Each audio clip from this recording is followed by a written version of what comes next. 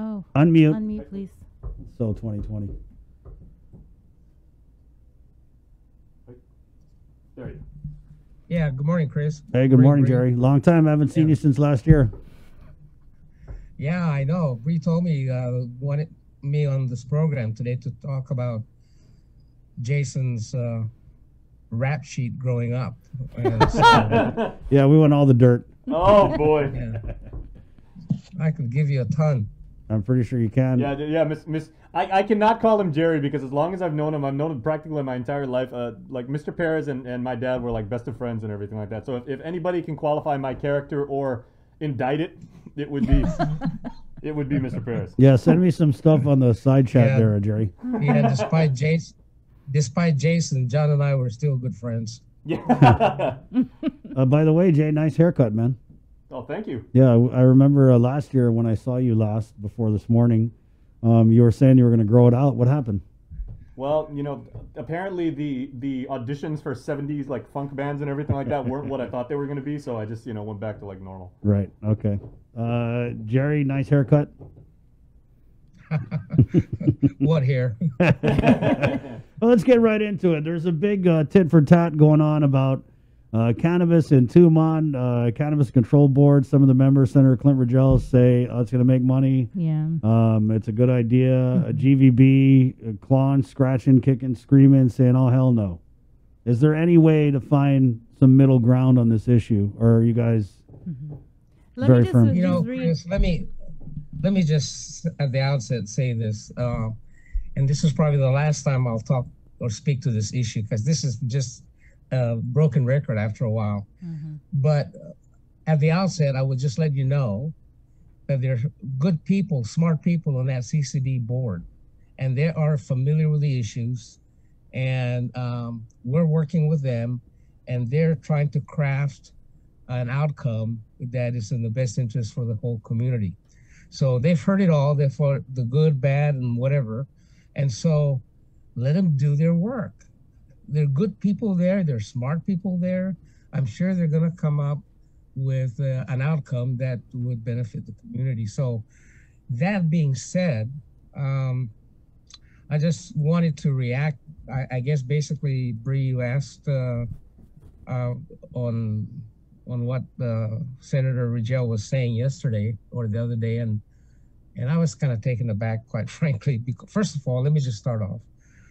I don't know what happened here before, and I don't know how or who commissioned that GVB study from Tourism Economics.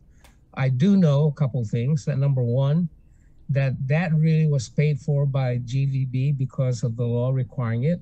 And number two, that the scope of work was prepared by the CCB working committee.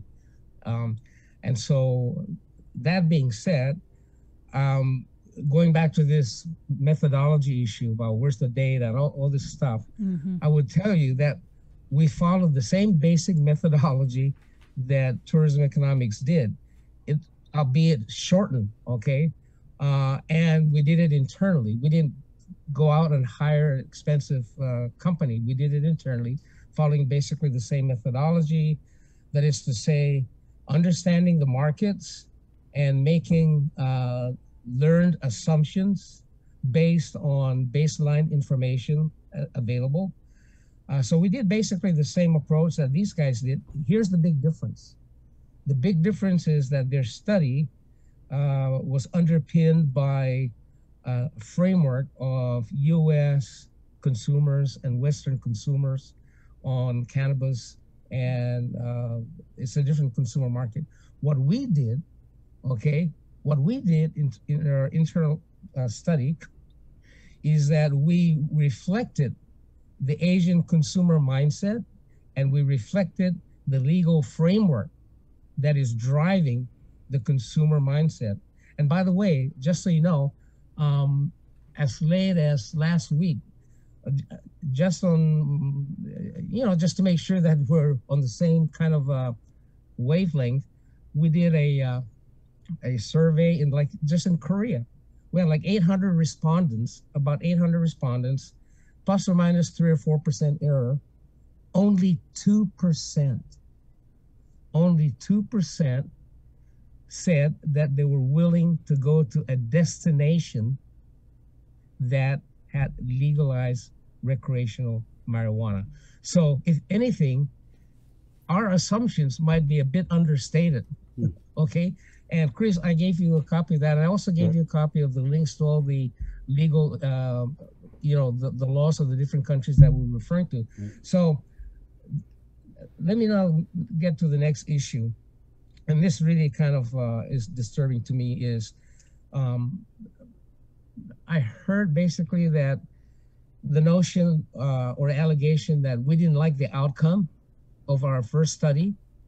And so therefore we're kind of manufacturing and making up our own study. You know, honestly, I find that very offensive because it impugns the integrity of me and GVB, and it actually casts aspersions on the motivation of why we're doing this study, which is a study that is designed to elicit information that would be beneficial to those who are interested in this matter. So I just want to just lay that down because I think once or twice I've heard it before. I kind of let it go, but I can't let it go anymore that we're reinventing numbers just because we didn't like the outcome. I find that very offensive, demeaning, and I think it's not productive and constructive in any dialogue. Well, you know, Gerry's mad when he throws out the casting of aspersions. Gerry, let me ask you this. Where were you guys when this was, being talked about, being enacted into law? Did we see the same kind of resistance back then? Well, I can only draw from, because, Chris, I wasn't here, okay? Right. I can only draw from the chairman who consistently said that GVB had always had the same basic position, major concern of this thing. So that has not changed when the bill was being debated and when the bill was passed.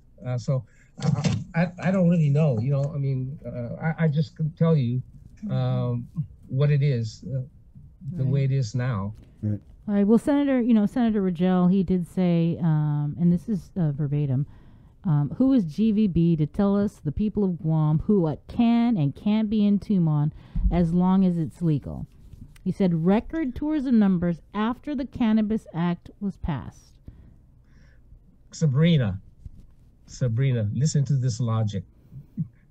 The law was passed the same year that we had record numbers of arrivals. Therefore, it's not going to hurt tourism. What kind of logic is that? I mean, I leave it to your own conclusion. Mm-hmm.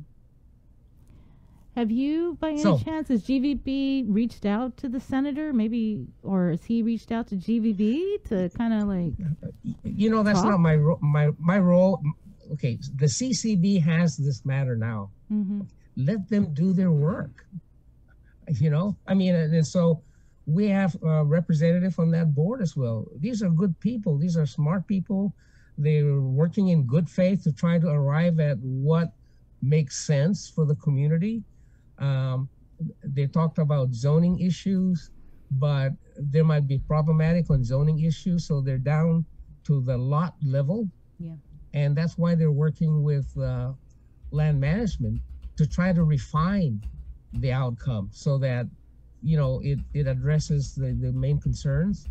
And it is what it is. It's the law. So you got to work within that, right? Yeah. And so, but Gerry, that being said, tat thing is just going nowhere. And I think it's best left to the CCB board. That's where the work is getting done. And so, probably just the last time I'll say anything about this. Right. I only came on board because you told me we were going to talk about Jason's rap sheet growing up. Gerry, can we have a peaceful coexistence? A fully regulated adult use cannabis industry that will, no doubt, it's going to attract some people, right? And the Asian tourism market, can they both exist at the same time? I don't want to predict. I would think that a lot of these, just to be clear, Asians have the same issues we all have, right? There's the law and there's the law. And there's people who follow it religiously and people who may not follow it religiously. All I can tell you at this point in time is what the impact might do to the island. Now, 10 years from now, 20 years from now, 5 years from now, I don't know. This is one of those things. I mean, one of the discussions came up was that there seems to be a global trend that more and more acceptance of this thing will take place, right? In, I don't know, 5 years, 10 years, whatever. All I can say is, Chris, I know I'm going to die someday, right? But I'm not going to jump in front of a bus to celebrate the process. That's a little extreme. Okay, well, it seems like... Go ahead. Anyway, so I actually... Bree, you said you wanted to talk about... Yeah, you guys had your last... 2021. Right, you had your last meeting. It's just kind of a side issue in my mind. Yeah. Because the CCB board has got it now. They're working with land management and other interested parties.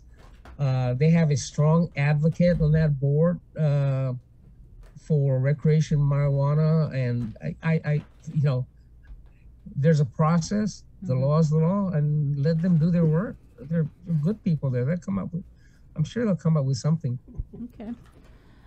Yeah, I did also ask you on to talk about the plans for 2021. GVB held their last virtual meeting. Was it last week, I believe? Yeah, we had a meeting for that's the general membership meeting, so we kind of gave them an overview what's happening. But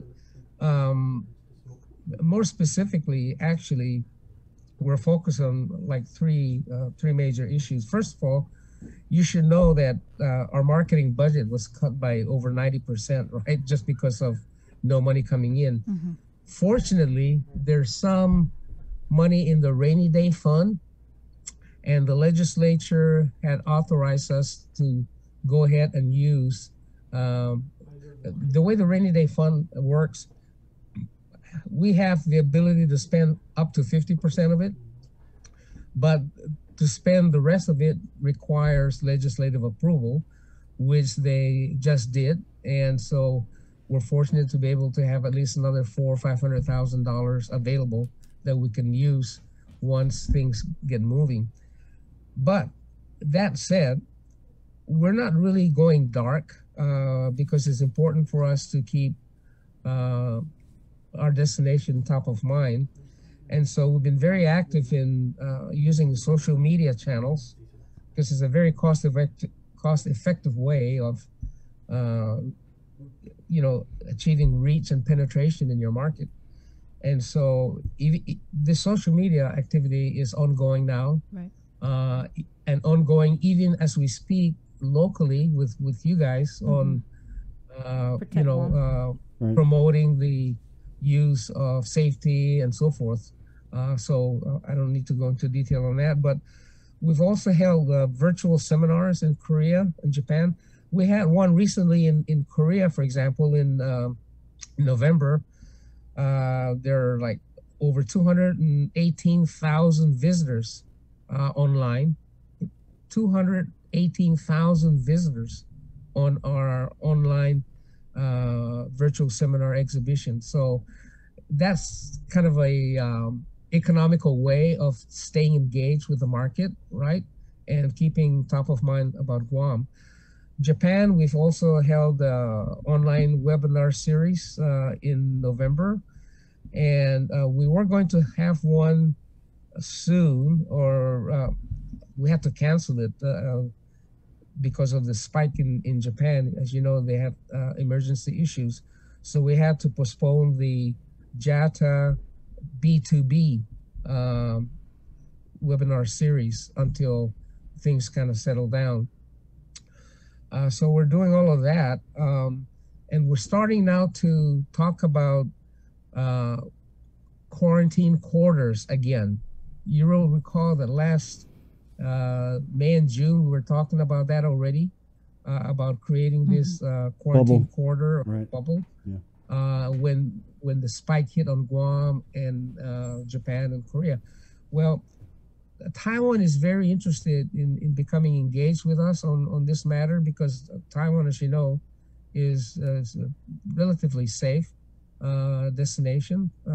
And so we're working with them to see if we can generate some interest.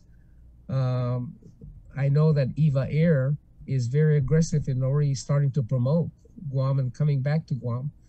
So all of these things are kind of working out, but the big nut that we need to crack right now is just ourselves. Let's get Guam contained, COVID, and cleaned up. And we're also working with Mary Rhodes at the GHRA, the university, and GCC to work with the different business establishments here, hotels, restaurant, retail facilities, to adopt safety protocols that would be recognized by the World Travel and Trade Commission. And GVB is the credentialing. WTTC has designated GVB to be the credentialing arm of declaring, certain protocols safe for travel. So we're doing our best to try to prepare the island. I call it preparing the seedbed for arrivals. Some of the airlines have starting to announce returning like around in March. So we're hopeful that if we can contain the virus and if our source markets get it under control, that we could start seeing some arrivals as early as third quarter of the fiscal year. Besides that, we're fortunate to continue to have military and business travel to Guam so that some of our facilities are, hotels are not deserted. Right. Gerry, how soon, and when you talk about arrivals third quarter, I guess first part, what types of numbers are we talking about? And then, yeah, go ahead. Yeah, it's pretty hard to say, Chris, because of the two things that are really going to make it difficult. I think I might have mentioned this the last time we talked, is that when SARS hit us years back, it took us 5 months to get back to pre-SARS level of arrivals, kind of a V-shaped recovery. This is a bit different for two reasons. Number one, the entire industry supply chain and distribution structure has been disrupted. So it takes a lot of time to get that realigned all over again.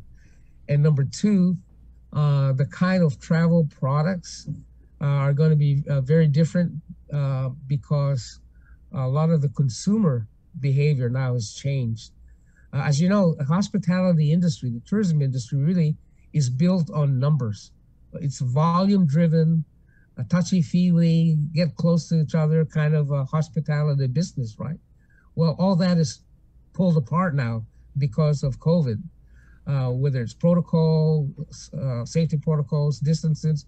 And so there's a reconfiguration taking place right now in the industry all across the globe. And so if you ask me the numbers, I couldn't tell you for sure. Of course. I can only say that it may take us 2 to 3 years to get at least, 60 or 70% of our 2019 arrivals. So how soon that will come, Chris, I don't know. It all depends on the dynamics that I've just described to you, of course, and airline scheduling and so forth. So I wish I could have that number because it make it a lot easier for a lot of people. Yeah, I mean, there's just so many outside factors. Like we can stand up and market all day, but if our source markets in Korea and Japan aren't where they need to be with the virus, then right. I mean, I got my hair cut. My barber's Korean. First question, how's it in Korea? Oh no, can I go there right now? Right now it's really bad in Korea, you know, so I mean that's anecdotal. Yeah, they're spiking again. You know, I'm confident they'll manage it. And what's encouraging, of course, is the introduction of the vaccines. And so the other issue is how quickly vaccines can be rolled out in our source markets. Right. I know that Japan is very serious about this thing because they want to continue with their Olympics. And I know that the country has bought, you know, over 100 million vaccines that want to vaccinate the whole country. And so that's what's happening. Yeah. What's discouraging though is that I remember last year we were holding up the South Korea as kind of the gold standard, and when it came to how to respond to the pandemic, because there was a time where they were sitting pretty, and for it to all unravel to reach the state of affairs it's currently at today. That's right. Yeah, to me that's what is alarming. Let's talk jobs, Gerry. Right. I know we can't pin you know, an exact number down on as far as like the you know amount of tourists who are going to come visit the island. When we start to stand tourism back up and you know do the things that we got to do to show people out there that we're ready to accept visitors, what is that going to mean in terms of people getting back to work, going back to jobs that they weren't able to go back to?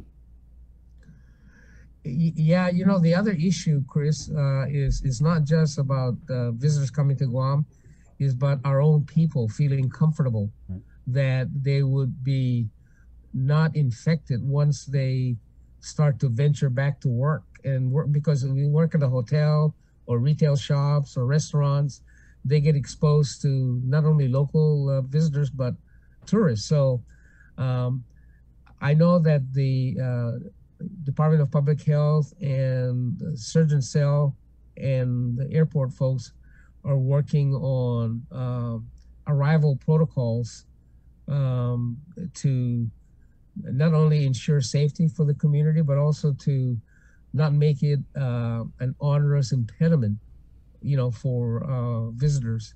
So somewhere in between is a balancing thing, and I'm not smart enough to know what that is. Well, how much of a boon do you think the local market is going to be in the meantime? Because, I mean, you know, I take a look around, people are going out, they're going out to eat. They're tired of being cooped up. So how much is that going to, how much windfall is that going to provide for the industry? And are we pivoting that way? Because it kind of seems like we are with this Protect Guam campaign. You know, I mean, the local business helps, you know, with our suppliers, so the restaurants and hotels and so forth. But keep in mind that there's a big magnitude of difference between local spending and the spending power of 1.6 million arrivals. I mean, to put that in perspective, and I think I mentioned this before, what we've lost is about $200,000 per hour in tourism-driven revenues. So it's easy to see why we're in a lot of hurt, right? And so it takes an awful lot of customers from Umatic and Mariso and Tamuning to make up. You get my drift. Yeah, I do. Gerry, we got to run because I'm trying to get in on a bariatric surgery, and we're bringing on Dr. Christian Eusebio next. But definitely appreciate your time. That's more exciting. Thank you, okay, Gerry. Chris. Yeah, be safe. Be safe. Thank you. There's some virtual Bonellas Doggo. It's the last of the Mohicans for Bonellas Doggo for this year. So take some on your way out of the KU Wave News.